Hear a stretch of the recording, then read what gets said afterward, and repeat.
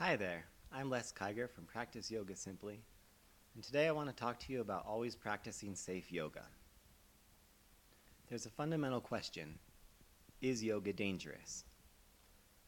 And I would say, like any physical activity, there can be a danger involved, but it's relatively easy to mitigate if we bring our mindfulness to the situation and we make sure that we're practicing in a safe and sane way that's not going to lead towards strains and excesses. Some of the reasons that yoga can be dangerous are because it disrupts our normal patterns. Yoga is outside of the sort of normal range of movement that most of us participate in most of the time.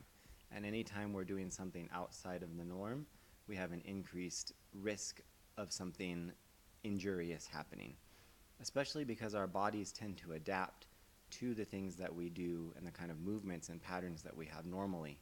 So if we disrupt those normal patterns with a new activity, just opens us up to injuries, to strains, to all that kind of thing. And it's also yoga's outside of the normal experience for most people. So a lot of us don't have in our lives, until we start doing yoga, a regular movement type practice. We aren't dancers, we aren't high level athletes. And so we may not be that used to paying close attention to our body and the signals that it's giving us and the messages it's trying to communicate. And so it can make it easier to get into situations where we get surprised by something because we're not used to listening for those messages. So the big question then is, if there can be these dangers involved in this practice, as there can be in any kind of physical practice, how do we spot those dangers? And the very best rule of thumb, I think, is that sensation is okay, but pain is not.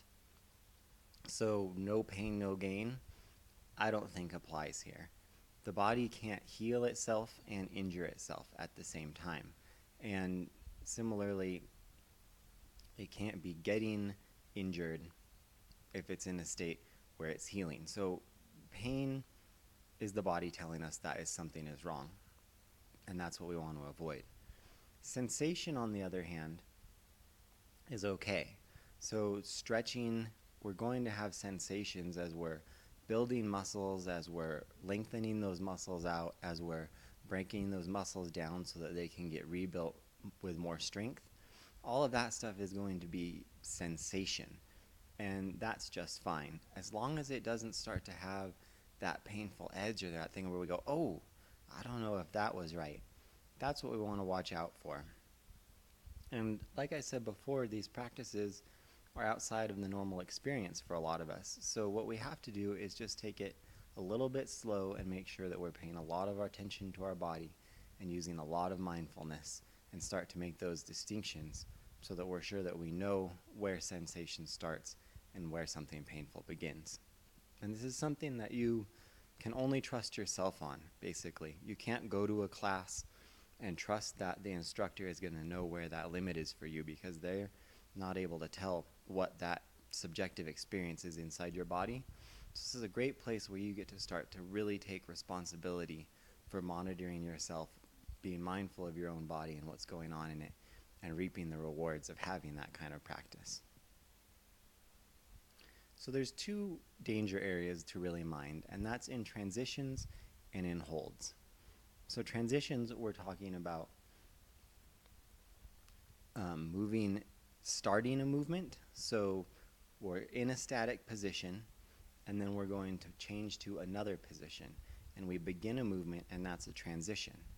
And when we start that movement, we use muscular strength to generate momentum in the body for the movement.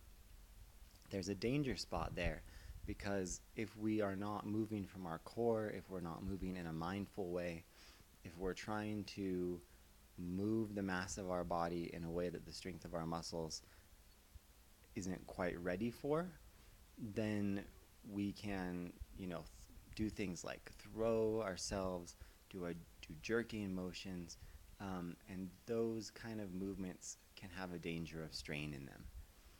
Conversely, when we're arresting momentum, when we're already moving and then we're transitioning to a still point, there are places there where we can have danger in the transition also of strains and that kind of thing, where we've started some sort of, maybe it's even an acrobatic type movement, maybe we've moved with too much weight, or even, maybe we're doing some kind of a balancing pose and we start to fall over to the side.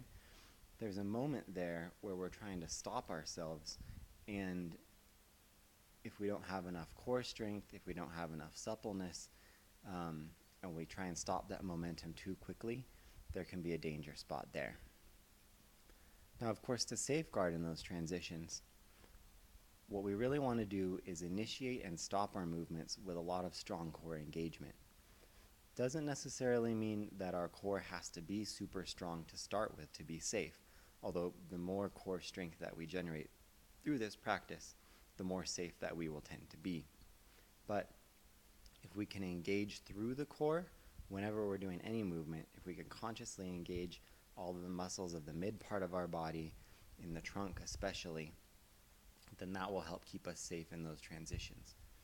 And one of the key ways that you can start to learn to do this is to engage from the extremities to the inside. So it may be a little unnatural to start engaging straight from the core for you, and you may have to learn that skill. But if you make sure that you're engaging through all of the muscles in your body in the movement, then you're going to get that core engagement a little bit automatically, and that will start to just build and build and build.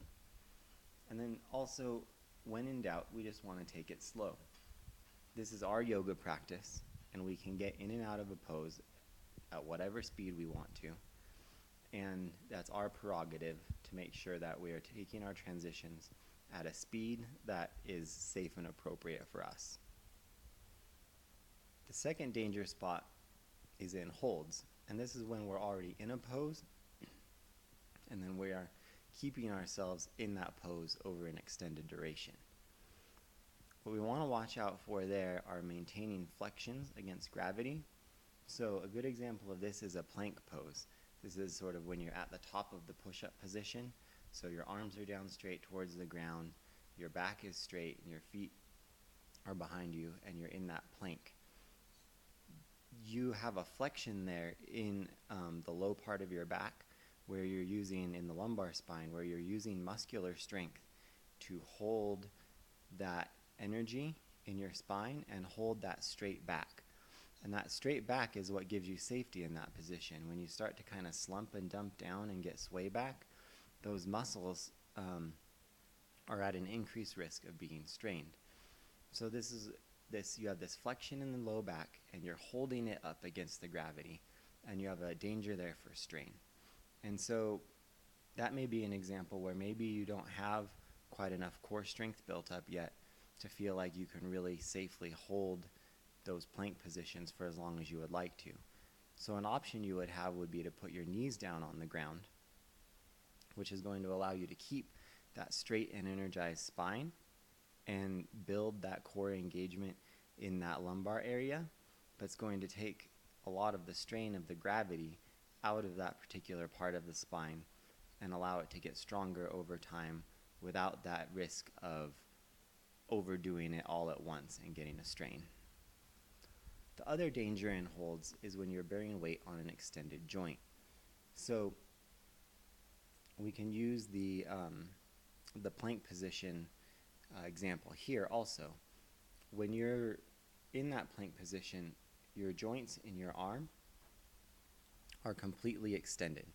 And so you need to, there's a danger there because you've got all the weight of your upper body sitting on those fully extended joints.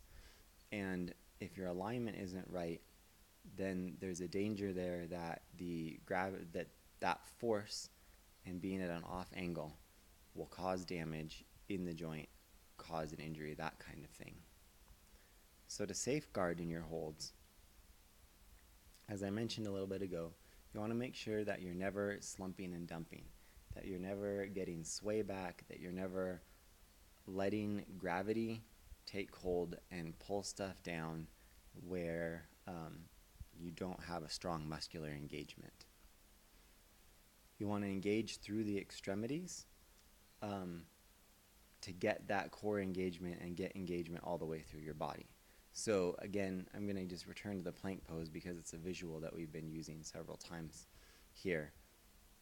When you're in the plank, you can be engaging through your core by itself, but you can also be pushing out really strong through the heels of your feet and engaging all the way down through all of the muscles in the legs, and you can be pushing down statically against the ground through your arms and engaging that way. And when you engage through your whole body like that, you safeguard the entire system and you have everything working together in harmony, and so you're not at so much risk that any individual piece of the body is going to have trouble. And then finally, you want to make sure you're aligned perpendicularly to gravity. So in the plank pose, you want to have your hands directly underneath your shoulders. You want to make sure your hands aren't out to the side or out in front where you have an angle forming, because just like with a piece of architecture, the most strength against gravity is when things are aligned directly perpendicular. Anytime you lose that perpendicular alignment, then your joints and your muscles are going to have to be working harder and are at risk to have some kind of overextension, some kind of popping out, any of those kind of things. This is also true with standing poses and your warriors and that kind of stuff. You want to look for having right angles to the ground, right angles in your knees, all that kind of stuff. It all comes back to just knowing which direction gravity is pulling and keeping perpendicular to that rather than letting anything get cattywampus. The one other area to think about are delayed dangers. And what can sometimes happen is that you get vulnerabilities in your body from these new openings that you're creating. So you're stretching out these muscles, you're doing new kinds of movement that your body doesn't do very much, and those changes in your body will be very positive, but as those changes start to happen, you may then do some movement which was very normal for you before. Your body was previously maybe contracted in an area, not quite so open, so there wasn't any danger of strain there because it had built up, in the connective tissues and that kind of thing, a sort of stability against that movement. Well, now you've opened that up with your yoga practice, there's a little bit of danger of a new vulnerability there. Just something to be aware of. And the other thing that can happen is that your yoga practice, as your body opens up, can uncover old injuries. So the body can have wrapped old injuries in layers of tight muscles and connective tissue and that sort of thing. And then as you start to open things up and get more supple and get more flexible, you sort of peel those layers off, and those old injuries can sometimes represent themselves or present in different ways. And that's just something to be aware of also as you go along, and to not get surprised or scared about, but just to work with as it comes up. So in closing, if you're ever in doubt about the safety of what you're doing, you want to make sure that you're engaging through your core and using all of your muscular strength and not letting anything go. You want to move slowly and with purpose so that you're not putting yourself at danger of any strains from moving too quickly and having that momentum issue. And you want to back out at the first sign of any discomfort. Don't try and stay through something and tough it out. Back out, reevaluate, ask yourself that question, is this pain or sensation? If it's sensation, maybe you decide to go back in a little bit deeper again. If you go, oh, that might have been some pain, maybe you back it out and do something a little bit lighter, and then come back and reevaluate at a later time. So that's all for this presentation. Hopefully that gave you a nice little overview of some danger areas to watch out for and some things that you can do to make sure that you're safeguarding yourself as you're practicing. Yoga is not a very injurious thing to do. Generally speaking, it's all positive, all great for the body, all good for the opening and that kind of thing. But especially if you can be mindful of these principles, you'll make sure that you stay safe and have a ton of fun as you practice yoga simply.